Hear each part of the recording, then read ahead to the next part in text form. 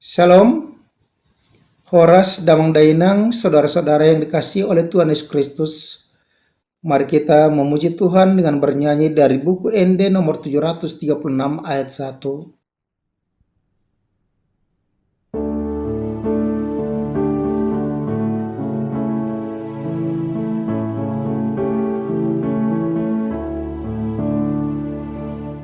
Yesus hapus aku,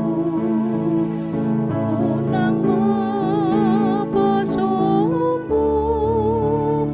au dihapunjungan, dinasumardongan, otong dong aku, di pardalan aku, Yesus hapus aku, unang au pasombu, otong dong aku, di pardalan aku, Yesus hapus aku, unang au pasombu.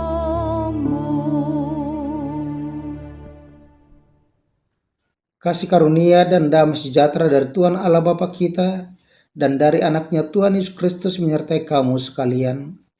Amin.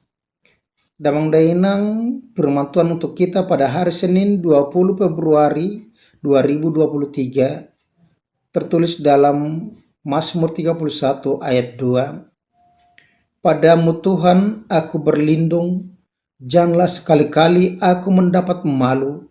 Luputkanlah aku oleh karena keadilan-Mu.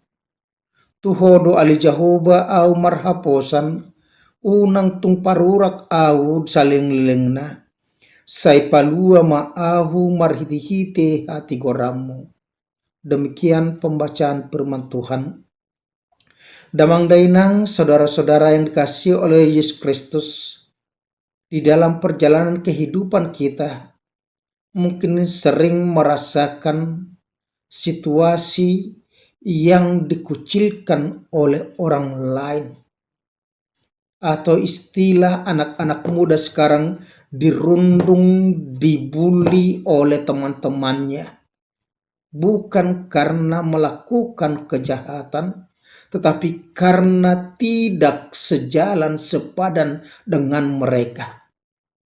Atau karena kita melakukan perbuatan baik, orang lain menjadi membenci kita, menyingkirkan kita.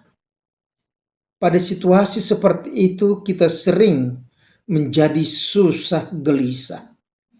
Karena kita bercoba untuk memikirkan apa, kenapa, dan bagaimana. Dan ketika kita sedang berpikir menghadapi masalah itu, banyak orang juga yang terjerumus kepada pelarian, yaitu mencari hiburan sesaat dengan minum-minuman keras, atau mabuk-mabukan, atau sampai kepada narkoba dan perilaku yang tidak baik. Karena rasa suntuk, rasa tidak dipedulikan orang lain, rasa dipojokkan oleh orang lain. Tetapi melalui firman Tuhan pada kita saat ini, sebagaimana dikatakan dalam pemazmur yang merupakan doa daripada Daud. Ketika dia menghadapi persoalan, ketika dia menghadapi pergumulan, ketika dia menghadapi desakan daripada Saul yang ingin membunuhnya, orang-orang yang membencinya, Daud menyerahkan seluruh kehidupannya hanya kepada Tuhan. Daud selalu menyerahkan segala pergumulannya kepada Tuhan, dan itu yang dikatakan pada saat ini, dikatakan, padamu Tuhan aku berlindung. Walaupun kita tahu bahwa Daud itu bisa menang dalam peperangan, tetapi dia tidak pernah mengandalkan kekuatannya. Dia selalu mengatakan bahwa kemenangan yang dia terima itu hanyalah karena pertolongan Tuhan. Dan dikatakan di situ dia berlindung kepada Tuhan. Kalau kita melihat induk ayam ketika dia mempunyai anak-anak, ketika elang ada di atas, maka anak-anaknya langsung masuk ke dalam lindungan sayap induknya sehingga dia aman dari cengkeraman dan elang yang akan memakannya. Daud mengatakan, "Kepadamu Tuhan aku berlindung, dan janganlah sekali-kali aku mendapat malu." Walaupun Daud sadar dia bukan manusia benar sepenuhnya, dia mungkin dapat melakukan dosa, tetapi dia berlindung kepada Tuhan, tidak mencari perlindungan akan kekuatan dunia ini, tidak mencari perlindungan kepada kuasa-kuasa dunia ini, kepada ilah-ilah lain, tetapi dikatakan dia berlindung kepada Tuhan. Karena apa? Daud tahu bahwa Tuhan berkuasa. Tuhan yang dia sembah adalah Tuhan yang hidup, yang mampu bertindak, yang mampu meluputkan dia, yang mampu menjaga dia. Dan itu yang dikatakan, luputkanlah aku oleh karena keadilan, bukan karena kebaikan Daud, tetapi luputkan aku, jaga aku, karena keadilan Tuhan yang mutlak harus terjadi. Dan itu yang mau diingatkan kepada kita dalam setiap kehidupan kita sebagai orang percaya. Kita harus berani mengatakan bahwa kita selamat hari ini hanyalah karena pertolongan Tuhan, bukan karena kepintaran kita. Kalau kita masih hidup saat ini, sudah melewati pandemi COVID-19, banyak saudara-saudara kita, banyak teman-teman kita yang meninggal.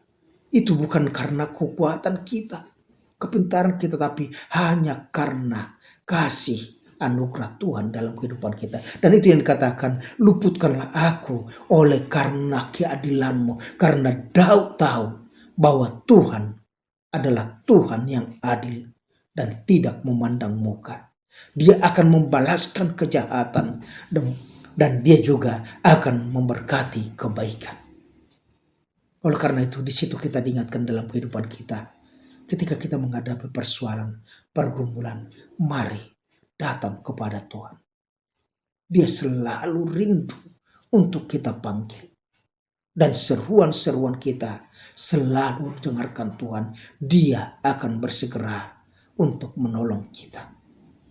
Sebagaimana dikatakan oleh nyanyian rohani, bahwa Tuhan itu selalu berdiri di depan pintu hatimu. Dia mengetuk kapan kita mau membuka diri kepadanya. Ketika dia sudah masuk ke rumah kita, maka dia makan bersama-sama dengan kita, memberkati kita. Oleh karena itu, berserulah kepada Tuhan dan jadikan Tuhan adalah tempat perlindungan yang kekal. Amin. Terima kasih Tuhan jika hari ini kami disadarkan bahwa di dalam perjalanan kehidupan kami begitu banyak godaan, tantangan, hambatan yang bisa menjerumuskan kami, memberikan kematian kepada kami.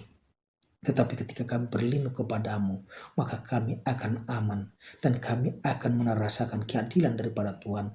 Dan kami akan sampai kepada pengharapan kami, yaitu kehidupan yang kekal yang Tuhan sudah sediakan kepada manusia, orang-orang percaya kepadamu. Dalam nama Tuhan Yesus Kristus kami ucap syukur. Amin. Anugerah Tuhan kita Yesus Kristus, kasih Allah Bapa dan persekutuan dengan Roh Kudus menyertai dan memberkati engkau sekarang sampai selama-lamanya. Amin.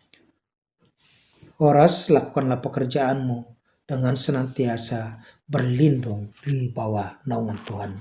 Salam.